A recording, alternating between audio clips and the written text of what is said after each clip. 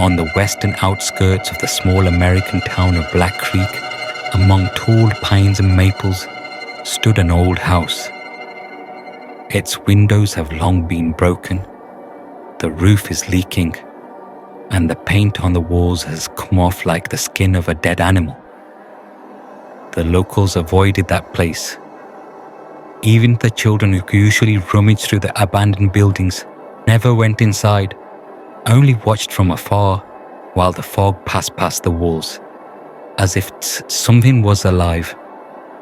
The old residents said that Maven Hollow, a woman everyone called a witch, once lived there. She was the last of the family that owned that house and disappeared many years ago. Someone said that she was burned, others that she disappeared in the forest during a storm. But everyone who even once came close to her house heard strange sounds, whispers, children's laughter, the creaking of footsteps on the second floor, although there was no one there. Old story. Once upon a time, in the 1950s, Maven was an ordinary woman. She lived quietly, cooked herbs, treated people, but rumors spread in the village that she knew the dark. Some saw how she went to the forest at night with candles and returned in the morning with bloody hands. When the animals began to disappear, and then the two children, people gathered in a crowd and marched to her house. They say that when they opened the door, Maven herself was standing there. Her face was as white as chalk, and her eyes were black, as if empty. She said only one thing: "You shouldn't have come here." Now this house belongs to darkness. Those who were in the crowd swore that after her words, everything changed. The air became thick as smoke, the lights went out, and black mold appeared on the walls. People ran out, leaving the house empty. No one has lived there since. But sometimes, someone disappeared. Teenagers, travelers, even a hunter who decided to spend the night under his roof. New arrivals. Many years later in the 1990s, 3 friends came to Black Creek. Sam, Laura, and Tom are college students filming a video about legends for their term paper. They heard about a house on the outskirts and decided it would be the perfect story. Sam was driving the old pickup truck. Laura was filming, and Tom was constantly cracking jokes, trying to break the tension. As they got closer, the fog had descended so low that the road was almost invisible. The house stood like a giant among the trees, dark, with the eyes of the windows closed. "Are you sure it's here?" whispered Laura. "Yes," said Sam. "It's him. Maven Hollow House." They got out of the car. The air was heavy, frozen. Not a single sound, not a bird song, not a rustle of leaves. Only the distant crackling of branches underfoot. The door was open. When Tom pushed them, they opened with a groan, as if someone had been crying. Inside it smelled of dust and rot. The walls were covered with stains that resembled handprints. There were pieces of furniture, old rusty chains and burnt candles on the floor. Laura turned on the camera. Its light slid along the walls, illuminating children's toys.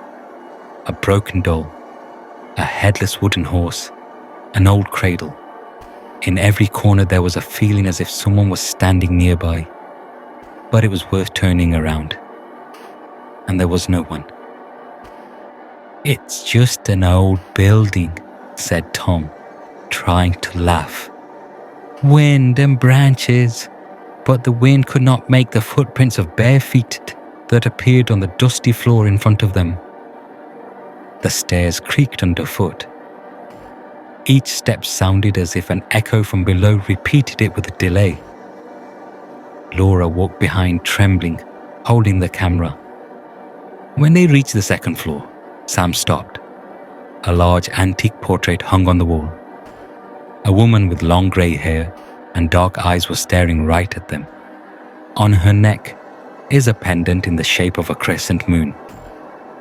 "That must be her," said Sam. "Maven Hollow."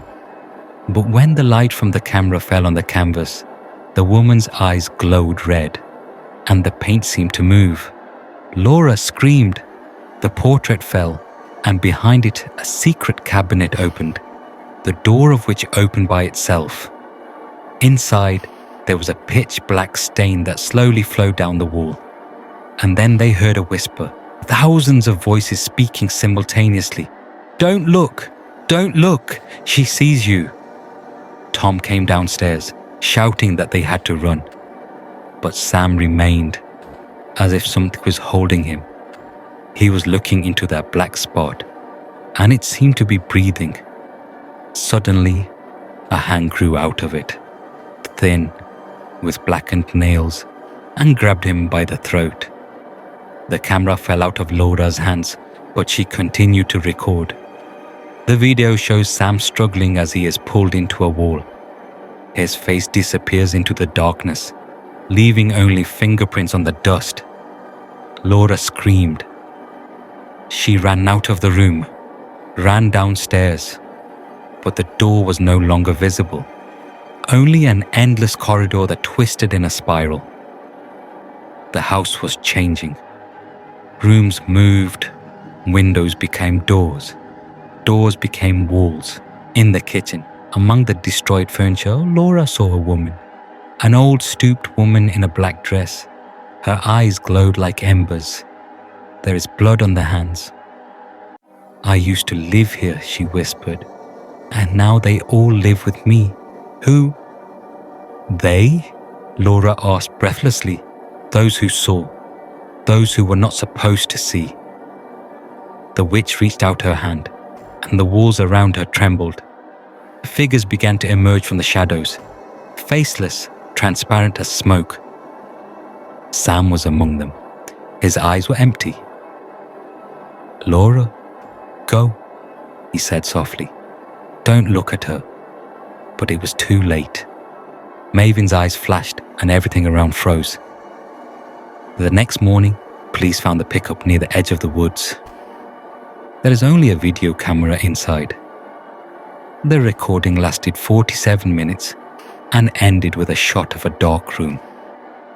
On the floor was a woman's pendant in the shape of a crescent moon, which slowly swayed as if someone had just walked by. The house still stands there. Every year someone tries to find the body, but no one goes inside twice. And if you pass by at night, you can hear whispers from the windows. "Don't look." She sees. They say Maven Hollow is not dead.